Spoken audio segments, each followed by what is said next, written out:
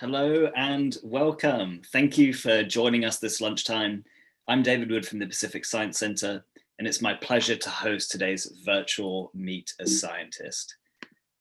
Before we do meet today's scientists, I'd like to remind everyone that educational programming like this is made possible in part thanks to the generous support of our donors. In the face of challenges like COVID-19 and climate change, science and an informed public are absolutely essential. So to help us ensure that curiosity never closes, or to get more information about donating to the Pacific Science Center, visit PacSci.org/support. So the scientists that we're going to be meeting today are members of PacSci's Science Communication Fellowship Program, which offers training and support for local STEM professionals, and it connects their work to public audiences. Typically, Science Communication Fellows deliver hands-on activities at Meet a Scientist, and those are twice a month on Saturdays at PacSci. For obvious reasons, our doors are unfortunately closed to the public. But during that time, we still wanted to provide you with the opportunity to meet some of the fantastic local scientists who have committed themselves to science communication. So today, our Science Communication Fellows will be discussing their experiences as professionals, but also as people. We've got a few questions planned during this conversation. And it may very well go in all sorts of very weird and wonderful directions, which we love. But if you have a question or a comment or a story that you'd like to share with us, perhaps you are thinking about becoming a scientist, or you're the parent of someone who's thinking about becoming a scientist. Maybe you're just curious about the work that these scientists do, or maybe you're a scientist and you want to share your experiences, or something that we've discussed today resonates with you. So again, if you've got a question, a comment, a story, please leave it all in the YouTube comment section. We want to hear from you, and we want to connect your thoughts and experiences and questions to our Science Communication Fellows that we have today. So without further ado, I'd like to welcome our first scientist to the live stream, and that's Asad Beck. They are a graduate student in the Department of Biology at the University of Washington. Hi, Asad. We also have Peter Murphy, who is the Alaska Regional Coordinator for NOAA's Marine Debris Program. Hi there, Peter.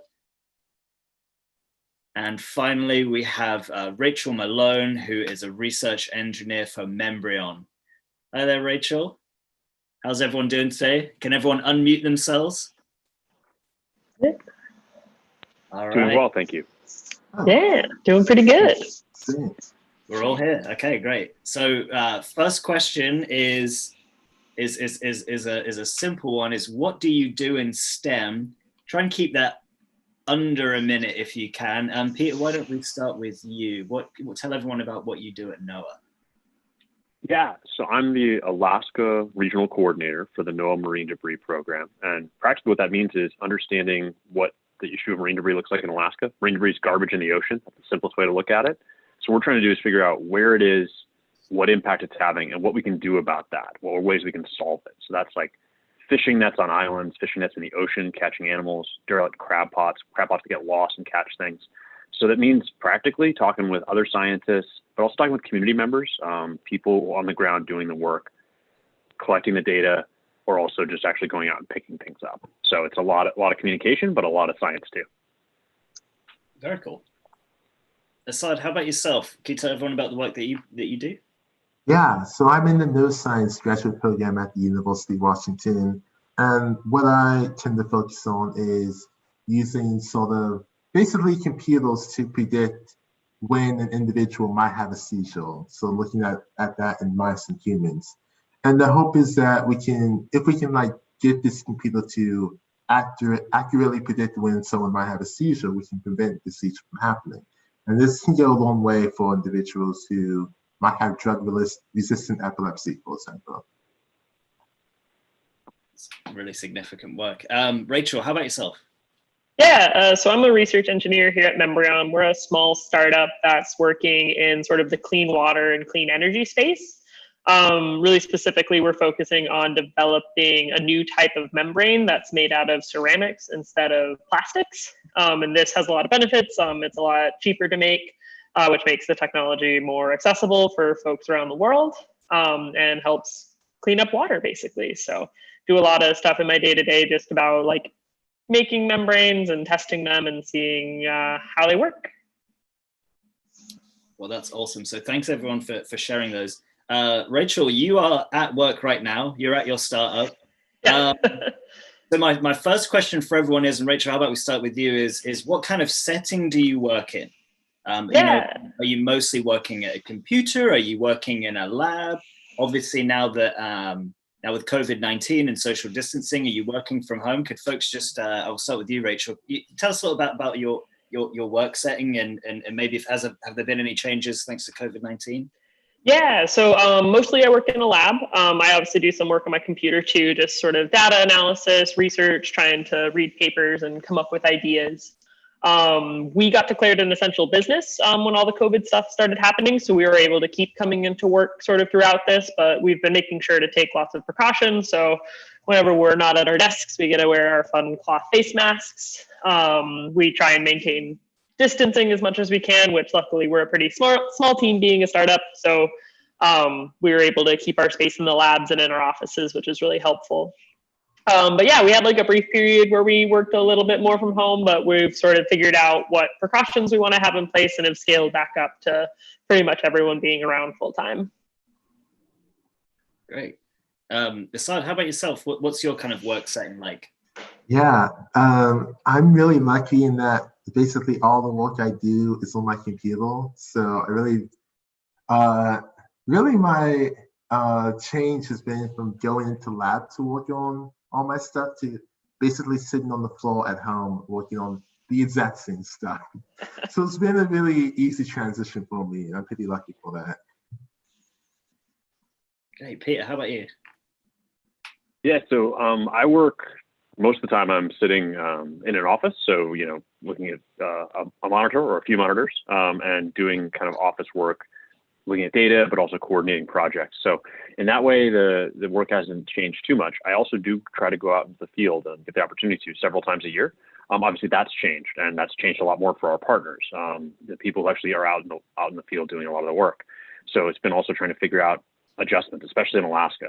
There's been a lot of changes there as far as what you can do and where you can travel and everything. So there's definitely been adaptations, but fortunate in the sense to still be able to continue working, and there's still good work to be done out in the field, even with modifications.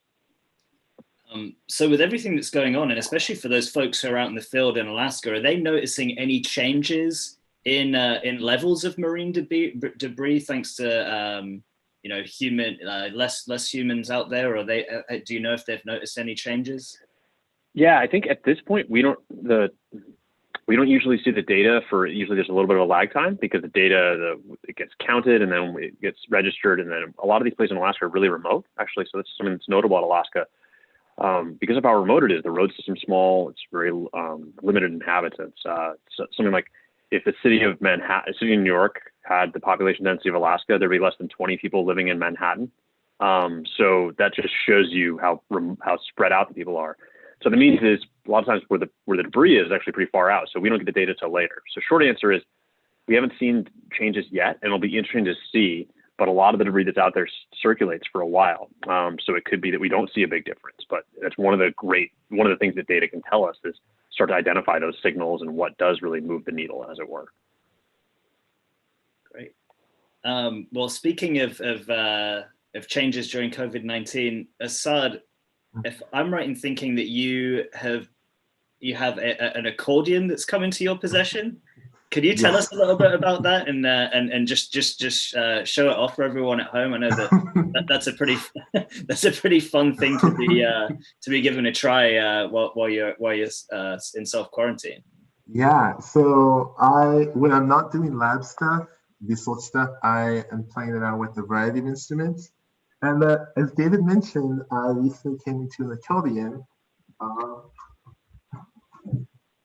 This old big thing here. I don't know how to play it very well yet, but I have an idea of how to play it, and that's what matters. What instruments do you already know how to play? I remember you mentioning some when we were in the cohort together. Yeah, so I've been picking up accordion, of course, but over the past 5, 6, 7 years, I've been playing guitar, which has been a lot of fun. And I've also been, before, like in high school, I learned how to play drums, and I'm hoping to pick that up again. So really this time I've been going really deep into my musical habits. It's been a lot of fun. Can you give us a quick little play? I know you said you don't feel like you're an expert yet, but could you give us a little something? I can try. Let's see. Nope.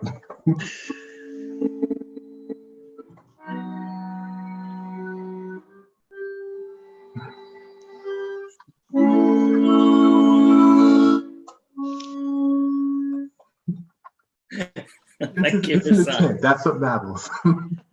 Yeah, That's amazing. Rachel, have you been doing anything to keep busy, to keep happy and healthy, or even social distancing? Yeah, I mean, for the most part, a lot of my life hasn't changed because I've still been coming into work, but definitely been like listening to a bunch of podcasts and sort of staying busy that way. And also just really enjoying a lot of new shows on Netflix. That's kind of always been one of the things I really like to do. I'm a big fan of stories, so the final season of Netflix's She-Ra Princesses of Power is just, I'm still high-key obsessed with it. We also have a friend group. I play Quidditch, which is a lot of fun, and one of my friends from Quidditch is a major Avatar: The Last Airbender fan. So when that came back to Netflix, we all started like a watch group. And so in theory, we watch it 4 episodes at a time on Tuesday nights, but definitely have already blown through the entire series. So we'll go back and rewatch to stay on the timeline that the rest of the group is in theory at. Well, Rachel, I know that you're a pretty serious Quidditch player. How has COVID-19 impacted the Quidditch world? Oh, God, it completely cut off the end of the season. So that was kind of a bummer. I am involved in Quidditch here in the US and also back in Canada. So the Canadian National Championships got canceled, as did the US National Championships. We were also supposed to have a World Cup this summer, but that got pushed back to next year. So it's been a challenge for sure. I think our community has been trying to find ways of staying connected, and one of our team members has been leading virtual workouts like once a week or every other week, which has been a lot of fun. We just started kind of doing that again, and so that's been a nice way to stay connected. But yeah, it definitely just sort of cut the legs out under the season for sure. So, and it's making planning for next season really tricky, because it's like, when will we be able to practice in person, and who will want to travel? What will travel be like? So it's tricky for sure. I have to ask though, what position do you play? Are you a seeker, more of a beater? What do we got going? I'm more of a chaser, so I mostly chase. I do a little bit of keeping on occasion. I dabbled in seeking. I'm not very good at catching the snitch, but I'm pretty good at keeping the other seeker from catching the snitch. So that's sort of what I end up doing. Nice. Very important. Are we all Harry Potter fans here? Yes. Yeah. Asad, are you a Harry Potter fan? I'm going to have to disappoint so many people and say that I did not grow up with Harry Potter at all. I've only seen the first movie. Okay. So just the 4? That's a good one to watch, though. That's a good one to watch. Yeah. Oh, the first. Gotcha. Yes. Yeah. First is also a good time. I was just going to be very curious as to why the 4th of all of them. I heard the 4th as well, but no, but first also great. Mm-hmm. So I won't ask everyone what the favorite Harry Potter character is. I'll move on. So presumably you didn't grow up your whole life knowing that you were going to get into the field that you're in now. So could you tell us, when you were younger, did you want to be in this field? Did you want to be a scientist? What did you want to be when you were younger? And what was your first job? Peter, how about we start with you? Yeah, let's see. So I don't have a specific memory of what I really wanted to be. My mother tells me that the first time I talked to her about it, I told her I wanted to be an astronaut or a librarian. So I think in some ways it does portend, because you deal with a lot of data and you're dealing with a lot of science. So I think it points in that direction. I just always remember really being fascinated by the natural world and what was going on, the reasons why things worked the way they did, whether that was machines or natural phenomena. I didn't have a vocabulary for that at the time, of course. So I think that was kind of just what led me in that direction. I ended up studying more on the data side of things. So looking at kind of how data works and how to use data to tell stories or to, answer questions. But I think that's really helped me a lot in science as well, because, what does science create? It creates data that can help us to answer these important questions. So, I think that's kind of been my journey, has been, always being fascinated by it and then ending up in it, kind of maybe not in this most direct path, but one that's helped, I think, I'd like to think anyway, the issue and myself. Yeah, awesome. Do you remember what your first job was? Oh yeah, sorry about that. Yes, my first job ever was bagging groceries. I still enjoy bagging a grocery bag well. Right now, of course, you're not really allowed to very much. So one of the things I will be pleased to get back. That was my first kind of job. My first professional job was doing doing project management, keeping track of when government agencies go out and clean up, they have to keep track of that, like how much time they spend on it and everything. So then they can go and work with the companies who maybe caused the mess to get that money back. So I was helping to kind of keep track of all that, which is a really interesting job, but I was glad to also move on when I got the chance to. Asad or Rachel, is anything springing to mind for you? Do you remember what you wanted to be when you were younger? And do you remember what your first job was? Asad, you're shaking your head yes. Well, how about we start with you? All right. This popular musician, Joni Mitchell, has a quote that I strongly identify with. She described herself as being a painter derailed by circumstance. So I say this because I remember when I was younger, still am really interested in like making stories, like reading stories. So, but mostly I was interested in like the way video games do it, like they can really draw you in and allow you to make choices that you couldn't really in any other medium. So I really wanted to be a video game developer. But one thing led to another. And I somehow got into neuroscience. But the hope is that like with some of the research that I'm doing and that others are doing in my field, that we can, pave the way to make a sort of video game system that, takes signals recorded from your brain and uses that to influence some of the decisions that you can make. And I think that would pave the way to making more personal experiences. Thank you. Rachel, how about yourself? Yeah, so I wanted to be a vet when I was a kid. I loved animals, like kind of what Peter's saying, really obsessed with the natural world, but mostly like the living creatures in the natural world. And my mom worked with vets growing up, so I was always kind of like exposed to that field. But then I kind of realized that I didn't really like the surgery element, or I was like, I don't know if I have the stomach to like really do this hands-on. But I stayed pretty interested in science all growing up. And so then when I got into like high school and stuff, I was like, oh, like engineering's a thing. And it does like math and science. And so that's sort of where I gravitated to. But my first job was actually lifeguarding. I was a competitive swimmer growing up. So I was just always around pools. And so it was a very obvious summer job. And so I did that and then dabbled in other like coffee shop, bookstore, movie theater jobs until I did an internship at PepSci. So it was like kind of my first professional experience, which was pretty cool. What were you doing at PepSci? Yeah, I was in like I would like add a like physical plant, like a bottling plant, which was really cool. And so I just was like a part of the management team and worked with like the quality control team to just try and like implement some cost saving programs and things like that. So it was really cool. It was like very interesting because it wasn't like super sciencey, but it was like obviously very adjacent to a whole lot of like equipment, and like you wanted to use data and you wanted to use like all of the problem solving and all of the sort of soft skills that like a degree in STEM teaches you. And just like apply them in very like real situations.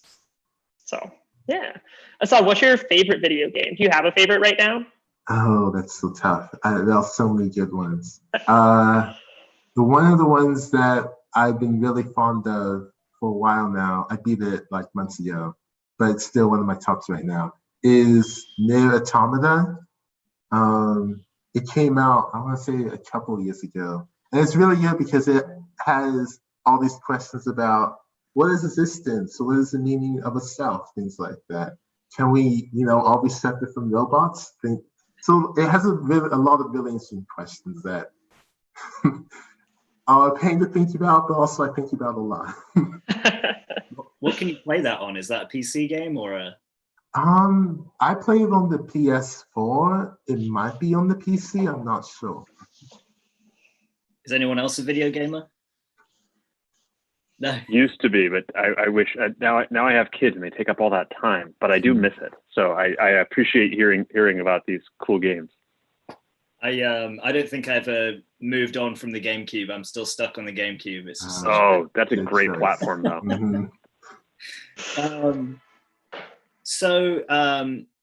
If you all work in quite different fields, do you encounter, maybe when you're explaining to a new friend or an acquaintance what you do you ever find that there are any kind of common misconceptions about your field or about the work that you do? Do you get a lot of kind of common questions like that? Rachel, you're shaking your head. Do you have something? Mostly it's like people are like, what's a membrane? And that's like a really great question because it's also like, it's hard to say because there's so many different kinds of membranes. So that's probably just like the biggest barriers. Like I kind of say like, oh, I work with membranes, and people are like, what? Which is like fair. And so it's kind of just like, probably the biggest question is like, what's a membrane, and like how is it different than like what kinds of membranes are there? Because everyone, I think, when you hear membrane, thinks of like cells, which have membranes. This is true. But they're also like, you use membranes in a ton of different chemical processes and like industrial processes, because a membrane is just a semi-permeable barrier. So it lets some things through and not others. So really any material that does that could be considered a membrane in some ways. So that's probably the biggest thing that I like have to explain. So I don't know really that it's like a question, but it's definitely a concept that people are like, what? And even I'm sometimes like, what? There's so many different kinds of membranes that I know next to nothing about, but I know about like a small subset of them. So, yeah. Is anything else jump into mind for anyone? Are there any common misconceptions or common questions you get when you explain your work? Well, for me, go ahead. Go ahead, Asad.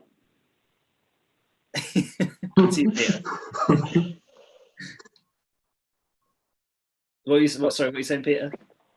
Oh, I was just gonna say, I think for me, one of the things we get about marine debris is the whole question of like the garbage patch, like this floating island of garbage in the ocean, which, it's something that it's less now, but for a long time, there was a lot of people who I think had this conception of it being like an island, like a contiguous mass, like you could go out and sail to it and get out and walk around on it or something, or you maybe see it from space. But the reality is it's much more spread out, both horizontally and vertically in the ocean. So it's really like more of a soup, like, really spread out over a huge area, but not a whole lot of plastic in any one small area.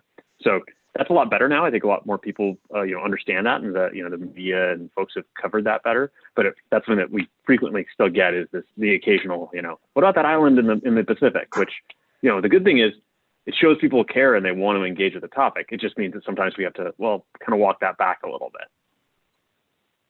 Makes me wonder if the Gorillaz album that came out some years ago, Plastic Beach, helped or didn't help that at all. Yeah, it's a good question. I think it's interesting. There's definitely like pop culture, popular culture, like references, and even like some things in movies and, different things that have pointed to it or like mentioned it. And I think overall, my personal opinion is it has helped in the sense that I'd rather someone was aware and concerned and then needed to be some further education than someone who's, just it's off their radar completely. And needs to be like, brought up to speed on why it's even an issue in the first place. So, but I think pros and cons both ways. But yeah, it's a good question. Like some of those things like the Plastic Beach and some of these more kind of dramatic portrayals that you see on YouTube and such, they do kind of create some questions, but still can be really helpful.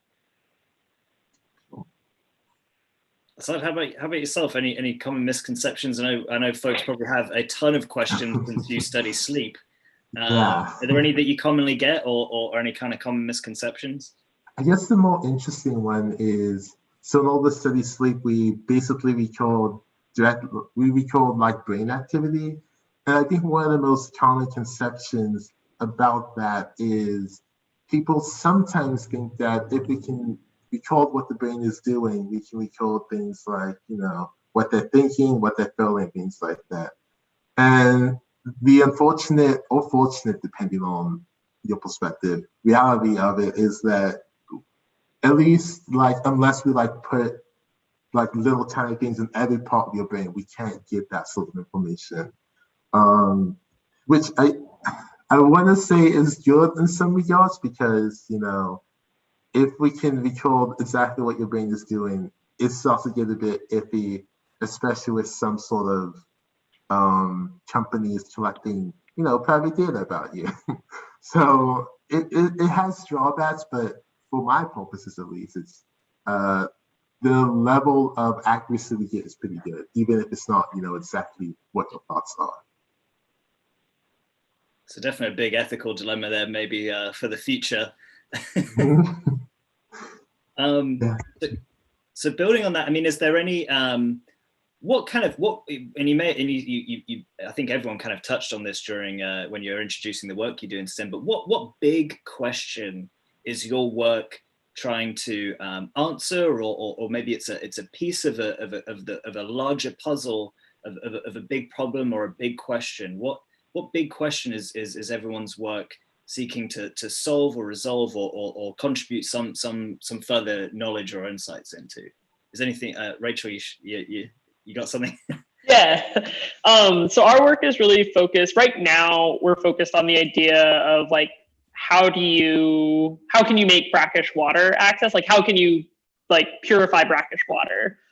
Because water access is going to be a really huge problem in the future. And a lot of communities around the world, and especially on the West Coast of the US, have water access issues, but they have access to brackish water. So it's looking at how can we improve the technologies that are available for basically cleaning up this brackish water and making it available to the public. So we're doing that by focusing on this technology called electrodialysis, which basically just means using electricity to move the salt out of the water. And so we're making membranes that work in that application. And so a lot of that focuses on, okay, how can we do this in the most sustainable way possible? How can we do this in a way that is cost effective and allows this technology to get into more, help more people, and all that. So that's really kind of the big focus, but hopefully as our technology grows and we find more uses for it, we'll find new ways of using it to try and help more people. So is anything else springing to mind, Asad? Yeah, I have a question. Do you think that, so you know about those life straw filter things?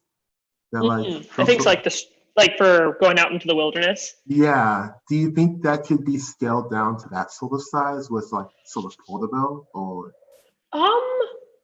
Maybe. I think we're focusing more on bigger scale stuff, I think. So I think the straws are really important. I don't know that the straws can filter out ions necessarily in the same way. So I don't know that if you put that straw and tried to drink ocean water or some salty water, I don't know that they would work. They might. I'm not sure enough about them, but we're more so looking okay, if you were trying to pull water out of an aquifer that was a little bit salty and wanted to route it to a city, how do you take that salt out so that the city could drink water? But yeah, I think it'd be tricky. There was actually a really cool paper that came out a few years ago that was looking at a household size unit. And so it was comparing okay, would it make more sense for a household to have an electrodialysis unit or a reverse osmosis unit? And they looked at the costs there. And so electrodialysis wins a bit there, which is really cool and is exciting about the technology, because it's kind of basically RO and reverse and electrodialysis are the competing technologies, and a ton of research has gone into RO. So it's shot ahead in terms of cost and availability. And now it's a bunch of people in electrodialysis are hey, let's try and catch up and make this a competitor to reverse osmosis again. So. But yeah, it's a bit bigger scale. Yeah, bigger scale. Got it. Big questions that everyone's work is trying to answer or solve a portion of. Asad, you got something? Yeah, I guess my project can be seen in the general framework as looking, seeing if we can use your brain to drive what a computer does, and then use what the computer does to influence your brain. We call that a brain-computer interface, or closely brain-computer interface. And specifically, we're looking at it, in terms of preventing seizures, but it's really sort of not only looking at if we can predict and prevent seizures, but if we can do it in such a way where it's more accessible to the general public. This way, people don't need to go into a hospital and get pretty invasive surgery to get something implanted into their brain in order to feel this closely computer device. Instead, it's seeing if we can downscale it such that someone who needs epilepsy treatment, for example, can go to their doctor and get this device outfitted to their particular brain activity. And I think that is a very general neuroscience engineering problem that we're working with it. So it could really improve the quality of life for folks who have seizures or have epilepsy. If you're able to have a device that could, say, detect if you were about to have a seizure and then make an electrical impulse. Okay. Yeah, one of the main ways that seizures are prevented actually is by stimulating the vagus nerve, which stops seizures from propagating or continuing. And so if we can get this to work, then it, I think, kind of goes a long ways with being able to address other sort of problems of neural circuitry and things like that. Thank you for sharing that. Peter, how about yourself? How about the work you do? Yeah, I mean, what we're trying to do is effective, at the end of the day, we want to get the garbage that's in the ocean out of the ocean to prevent the impacts it's having, whether that's, animals getting caught in it. There's human health and safety impacts, of course. There's all sorts of things, and right now, a lot of people are talking about microplastics. So plastics that, start out as big items, then break down over time into smaller and smaller items. And they're finding those, all over the world. There's articles just coming out now about atmospheric deposition. So the stuff actually even carried by winds, and then that ends up in the ocean. So, but what we're trying to get to is a place where, in the long run, we want to have this stuff out of the ocean and not creating these impacts anymore. But even in the interim, part of it is preventing more of it getting in there. I mean, we can clean up, and removing things from the ocean is certainly a very good thing, but also doing that, if we're not preventing more getting in, it's sort of like trying to empty a bathtub with a faucet on. You're just not going to get ahead of it. And so one of the things we're trying to do is take the data we find and translate that into information that we can get to the public to change behaviors. And so, to be able to be more cognizant of how what they do can end up with stuff going in the ocean. A lot of what we find is that things that show up in the ocean actually start out as something that was improperly disposed of or accidentally lost on land, and then it ends up in the ocean, to a stream, to a river, to the ocean. So that's the type of thing we're working on. Is at the end of the day, we want to see that we want to see the world's oceans with a lot less debris, and eventually, trying to get out as much as we possibly can. What's the scale of this problem? I mean, do you have any facts or statistics about just how big a problem it is? Yeah, I mean, so there's a study that's widely cited from 2015 that they showed about 8 million tons of debris going into the ocean worldwide every year. So that's just a massive amount. And so, but that comes from a whole lot of different sources. So it's, waste mismanagement, where there's leakage out of waste systems. There's also, things that get lost overboard from boats on accident, or there's illegal dumping that happens, although how much of that is, kind of an open question. But there's all sorts of things that end up with debris in the ocean. And the data we find shows that, many different species of animals are getting impacted directly, whether that's seabirds, marine mammals, whales, seals, dolphins, you name it. And then fish and even commercial species. So there can be impacts to, economics too. So it's really up and down. And it's not any one place. It's all over the world. I do work in the Arctic. That's a growing area of interest in, from the Arctic community, is what's going to happen as the Arctic becomes more utilized. As there's less ice, and so more boats, more human activity. So that's something that's a real interest and concern, is what's going to happen with more debris getting into those areas and what impact it's going to have on those species and those environments. So I think the scale is, large and it's all over, but certainly there are a lot of other issues. Hearing the other folks on the call, hearing what you guys are doing, I think that's really inspiring, because you guys are trying to solve other really important issues, at base, very important levels. Yeah, everyone's doing phenomenal work. We've got a question, so thank you to everyone who's tuning in, and thank you. Please keep submitting your questions. This one's from Jennifer. I think I'll start with you, Peter, since this is maybe more in your wheelhouse. Mm-hmm. What's your favorite fish or sea creature? Oh man, that's tricky. Let's see. I think so. I really find sea otters. I've always liked them since I was a little kid. And there are a lot of them in Alaska, more now, which is great. There's been a rebound in that population. So I think I'd have to say them. But there's so many that's really hard for me to choose one. That's just first comes to my head, but I can make an argument for like 20 of them. Sorry, but I think that's the first one that comes to my mind. Asad or Rachel, you got anything that comes to mind? Do you have a favorite fish or sea animal? I have a question real quick. Yeah. Peter, how do you feel about seahorses? I find them to be very interesting, and I think they're real. I always love them growing up. I don't get the chance to see them very often in my line of work, so it's really more of like I see them the same place I did growing up, like in aquariums and books. But I like them a lot. I think they're pretty. I think they're quite. Okay. They're fascinating creatures. Yeah. There's so many. I mean, the ocean is so full of so many crazy, fascinating animals. It's amazing. I'm convinced seahorses are aliens, but also I really like sea otters. This is really weird, like deep sea creatures that like you see pictures of them in the book. It's like, how are these real? Yeah, totally agree. Yeah, the diversity is amazing. Yeah, I don't know that I would say I love so many. Probably like coming out on top. Like the otters are definitely there, but I've like always had a real soft spot for like whales and dolphins.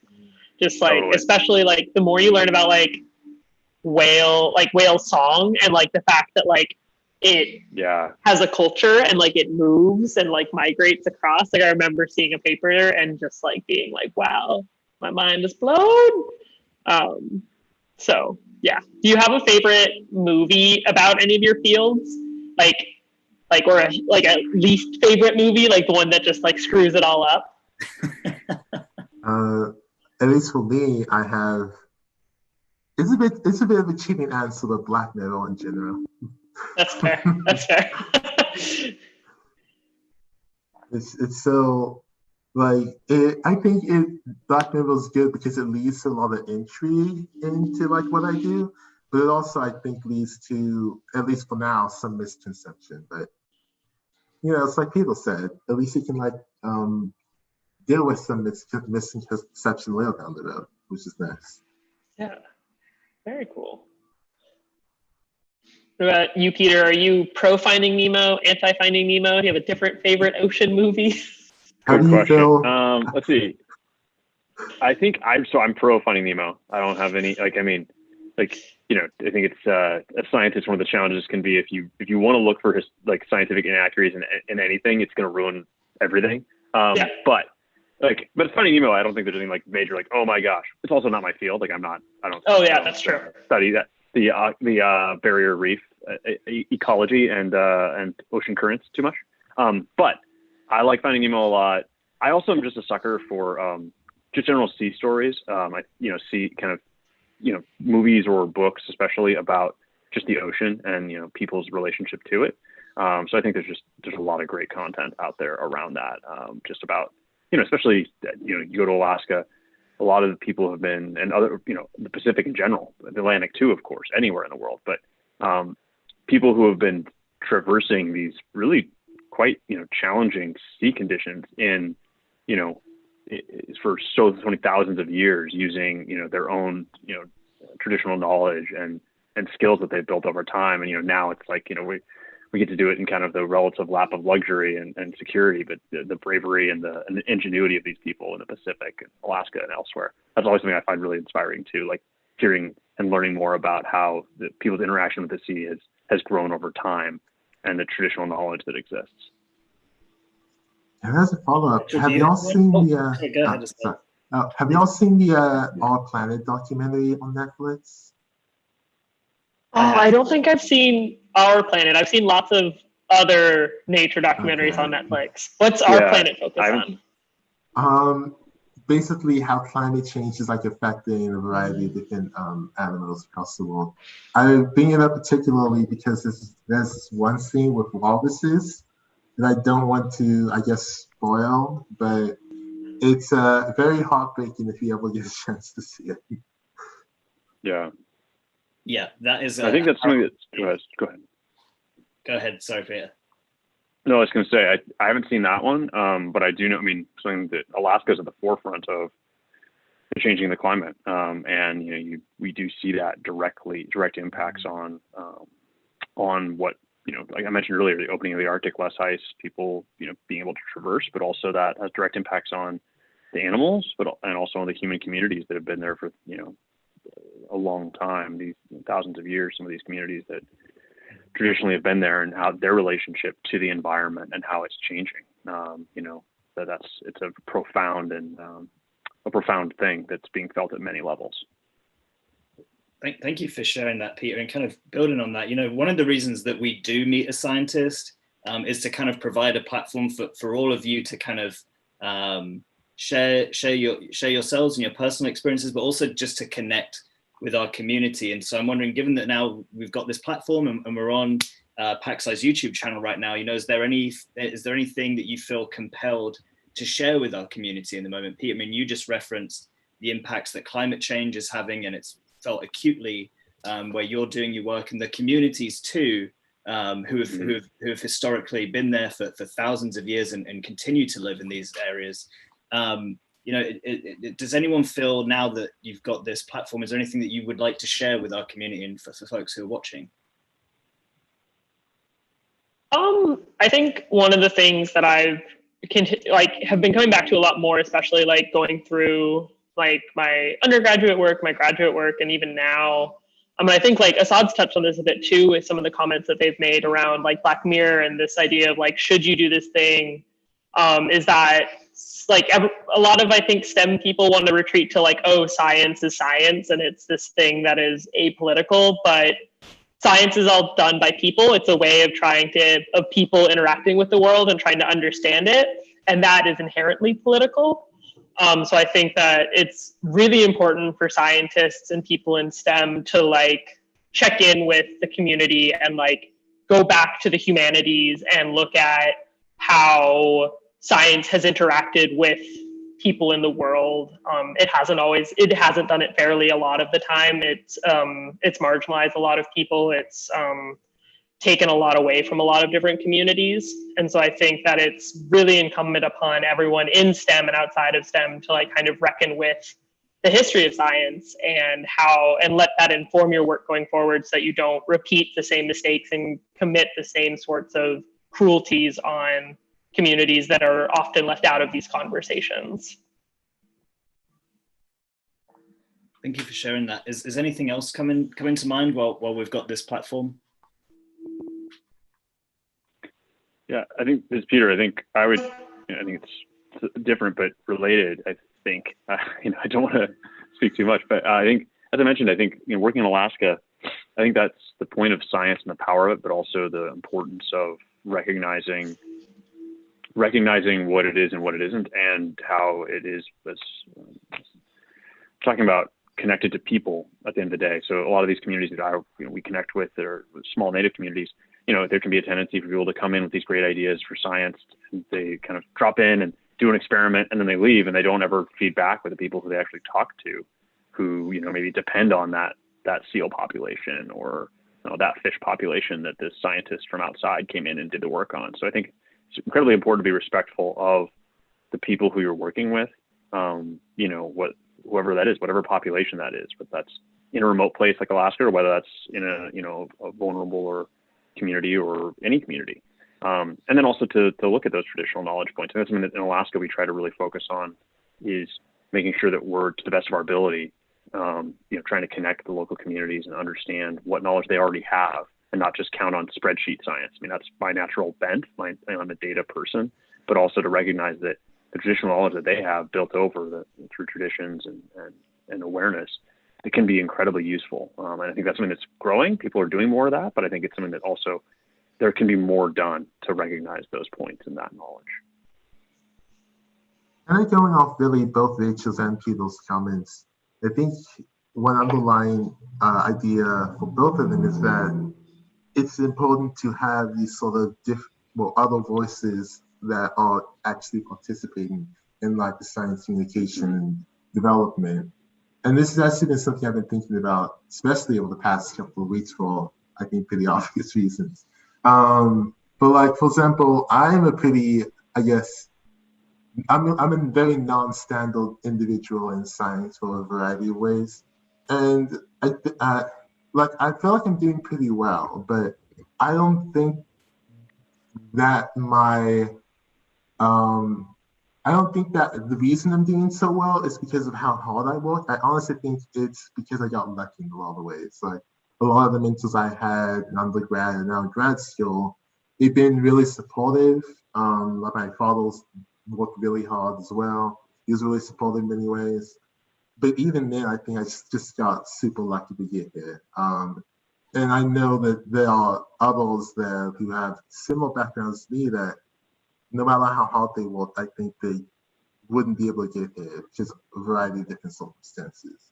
So I think an important part of, communicating with these sort of more disadvantaged communities is recognizing that a big part of whether or not they move up the totem pole, so to speak, is really how lucky they get.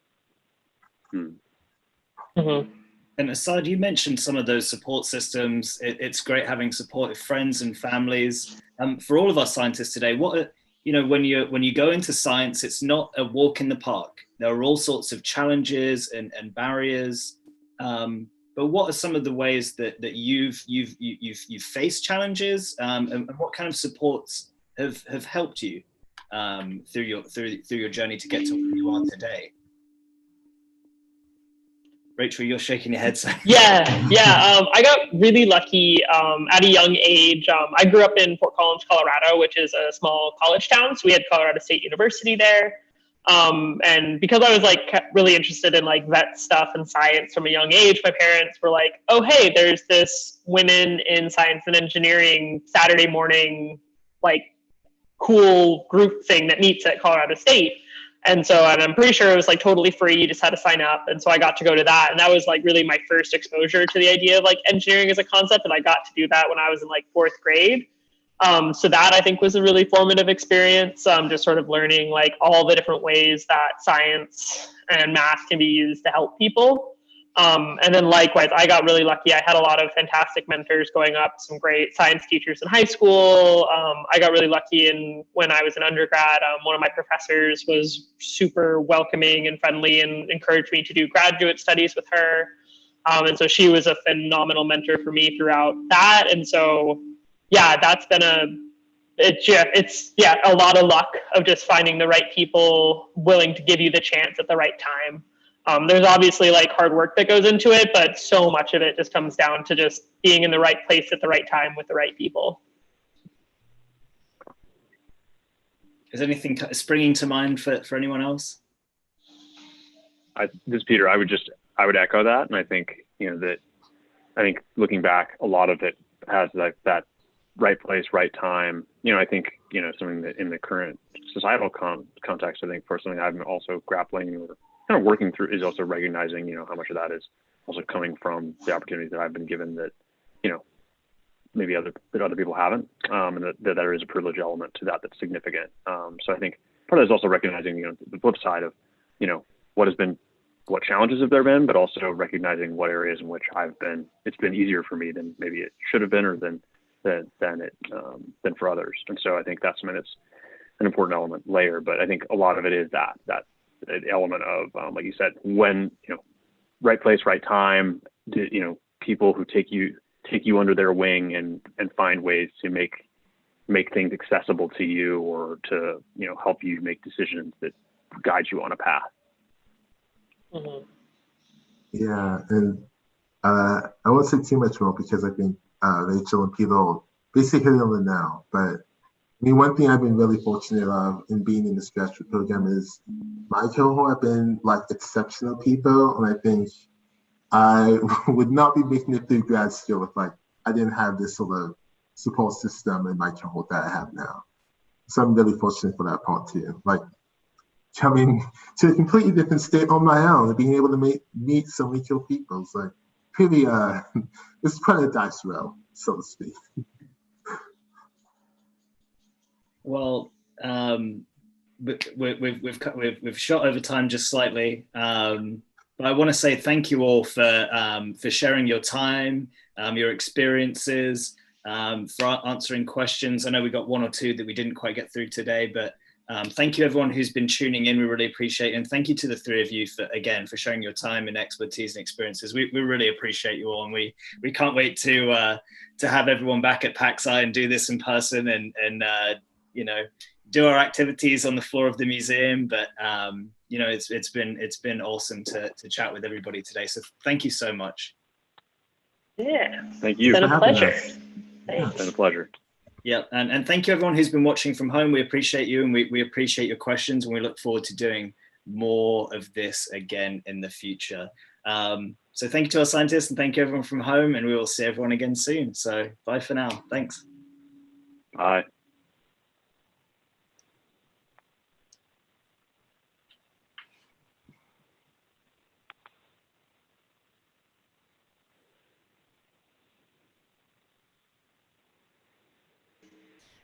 And that's a wrap. Okay, thanks.